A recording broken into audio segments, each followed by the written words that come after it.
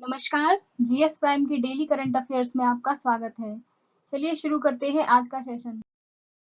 आज के सेशन का पहला प्रश्न है, हाल ही में किस बैंक ने टोकनाइजेशन दायरे का विस्तार किया है? इसके ऑप्शंस हैं आरबीआई, एसबीआई, आईसीआईसीआई या फिर एचडीएफसी। इसका सही जवाब है option A, RBI.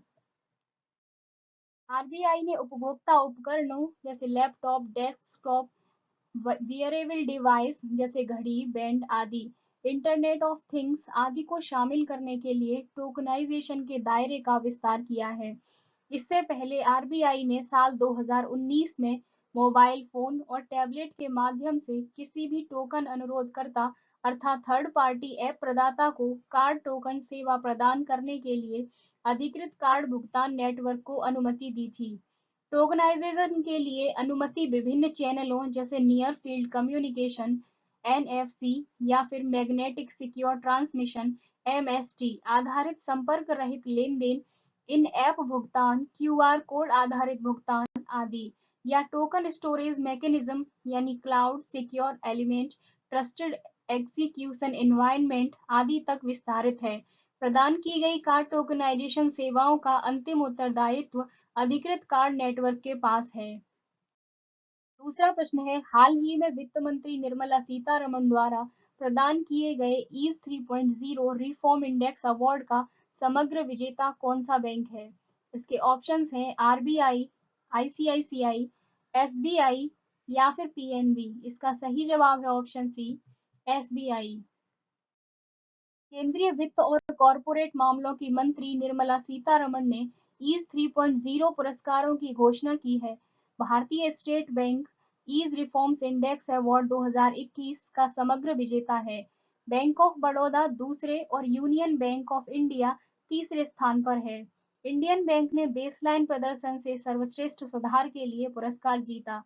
SBI, BOB, union bank of India, Punjab national bank और कैनरा बैंक ने पीएसबी सुधार एजेंडा ईएएसई 3.0 के विभिन्न विषयों में शीर्ष पुरस्कार जीते।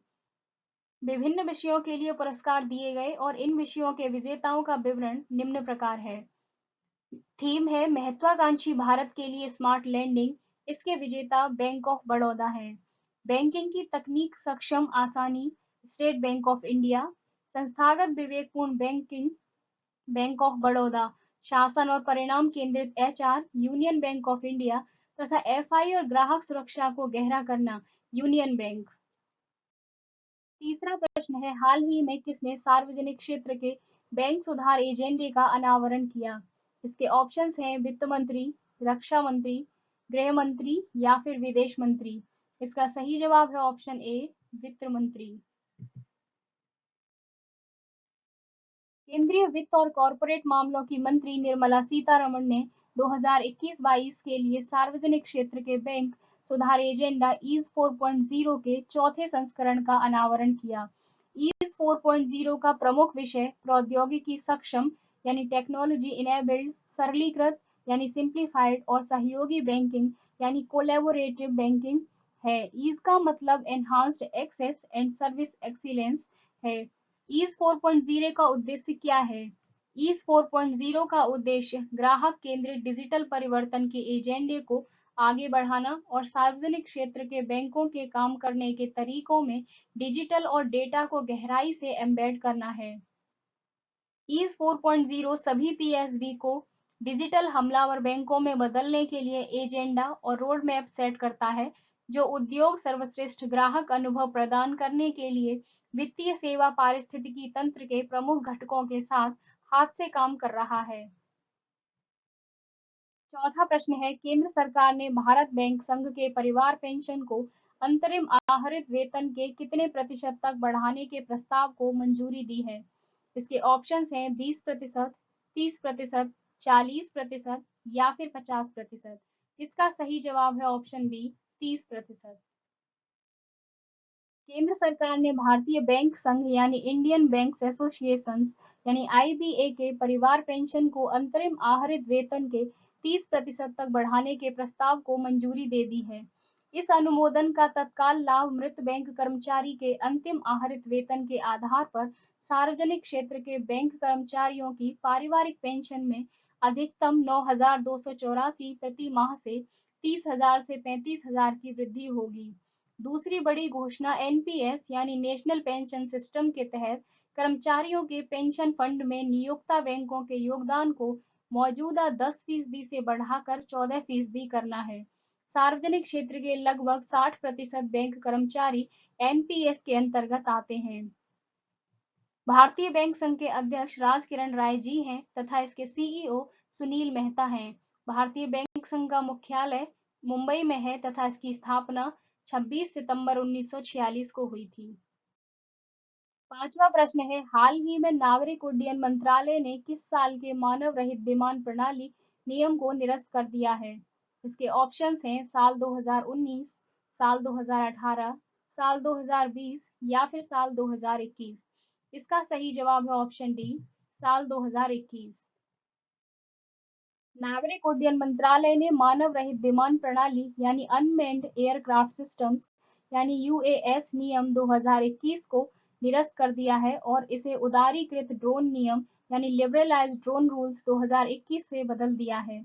यह कदम इसलिए उठाया गया है क्योंकि पहले के यूएएस नियम 2021 को शिक्षाविदों, स्टार्टअप्स, एंड यूजर्स और अन्य हितधारकों द्वारा प्रकृति में प्रतिबंधात्मक माना जाता था, क्योंकि उनमें काफी कागजी कार्रवाई शामिल थी। हर ड्रोन उड़ान के लिए आवश्यक अनुमति और बहुत कम free to fly green zone उपलब्ध थे।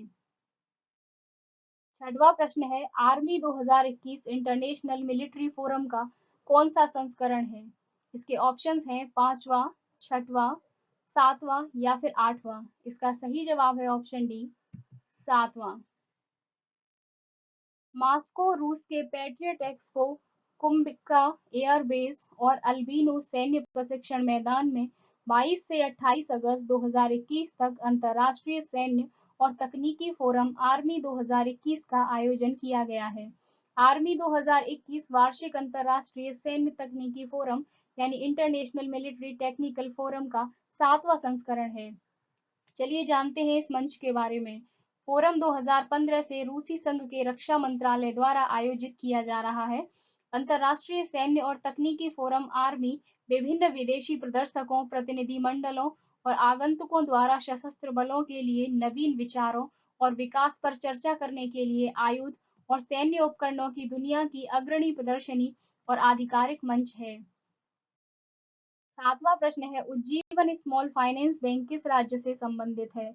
इसके ऑप्शंस हैं केरला, तमिलनाडु, आंध्र प्रदेश या फिर गोवा। इसका सही जवाब है option A, Kerala. Ujjivan small finance bank ने हाल ही में पूर्णकालिक सीईओ नितिन चुग के इस्तीफा देने के बाद केरल फर्टाडो को बैंक के अंतरिम सीईओ के रूप में नामित किया है। उन्हें बैंक के विशेष कर्तव्य अधिकारी के रूप में भी नियुक्त किया गया है। फर्टाडो वर्तमान में बैंक की holding company Ujjivan financial services के सीईओ के रूप में कार्यरत हैं। यह नियुक्ति भारतीय उज्जीवन स्मॉल फाइनेंस बैंक का मुख्यालय बेंगलुरु में है तथा इसके संस्थापक समित घोष हैं। इसकी स्थापना 28 दिसंबर 2004 को हुई थी। आठवां प्रश्न है, केजे अल्फोंसे पूर्व में किस मंत्रालय के मंत्री रहे हैं? इसके ऑप्शंस हैं संस्कृति और पर्यटन मंत्रालय, वित्त मंत्रालय, रक्षा मंत्रालय या फिर परिवहन मंत्रालय। इसका सही जवाब है ऑप्शन ए, संस्कृति एवं पर्यटन मंत्रालय। प्रधानमंत्री नरेंद्र मोदी को पूर्व केंद्रीय मंत्री केजे अल्फोंसे द्वारा accelerating India 7 years of Modi government नामक एक पुस्तक प्राप्त हुई है। यह पुस्तक श्री अल्फोंसे द्वारा लिखित भारत की सुधार यात्रा के सभी क्षेत्रों के बारे में है। केजे अल्फोंस पूर्व संस्कृति एवं पर्यटन राज्य मंत्री हैं जो 3 सितंबर 2017 से मई 2019 तक कार्यालय में थे। नौवां प्रश्न है, सिस्को ने किसकी साझेदारी से भारत में विमेन एंटरप्रेन्योरशिप प्लेटफॉर्म का अगला चरण शुरू किया है? इसके ऑप्शंस हैं नीति आयोग, योजना आयोग, आरबीआई या फिर एसबीआई। इसका सही जवाब है option A, NITI Aayog. Cisco और नीति आयोग ने साझेदारी के साथ भारत में महिला उद्यमिता को बढ़ावा देने के लिए वेब नेक्स्ट शीर्षक से महिला उद्यमिता मंच यानी विमेन एंटरप्रेन्योरशिप प्लेटफॉर्म वेब का अगला चरण शुरू किया है।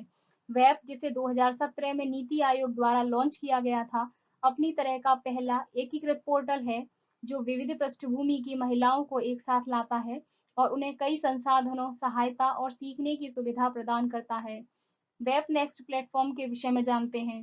वेब नेक्स्ट प्लेटफॉर्म इस वेब का अगला चरण है और भारतीय महिला उद्यमियों के एक केंद्रित अध्ययन और 6 प्रमुख कार्यक्षेत्रों, समुदाय और नेटवर्किंग, कौशल और सलाह, ऊष्मायन और त्वरण कार्यक्रम और वित्तीय अनुपालन और विपणन सहायता में उनकी सबसे जरूरी जरूरतों के आधार पर साक्ष्य आधारित निर्णय लेने से प्रेरित होगा।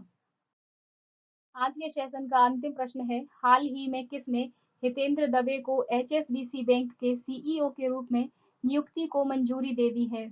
इसके ऑप्शंस हैं आरबीआई, एसबीआई, आईसीआईसीआई या फिर एचडीएफसी। इसका सही जवाब है ऑप्शन ए, आरबीआई। भारतीय रिजर्व बैंक ने हितेंद्र दवे की एचएसबीसी बैंक के मुख्य कार्यकारी अधिकारी यानी सीईओ के रूप में नियुक्ति को मंजूरी दे दी है। आरबीआई ने 24 अगस्त 2021 से 3 साल की अवधि के लिए मंजूरी दी है। जून 2021 में एचएसबीसी ने हितेंद्र दवे की एचएसबीसी इंडिया के मुख्य कार्यकारी अधिकारी के रूप में नियुक्ति की घोषणा की थी। दवे सुरेंद्र रोशा की जगह लेंगे, जो 3 साल के बाद एचएसबीसी एशिया पैसिफिक के सह मुख्य कार्यकारी के रूप में हांगकांग जा रहे हैं।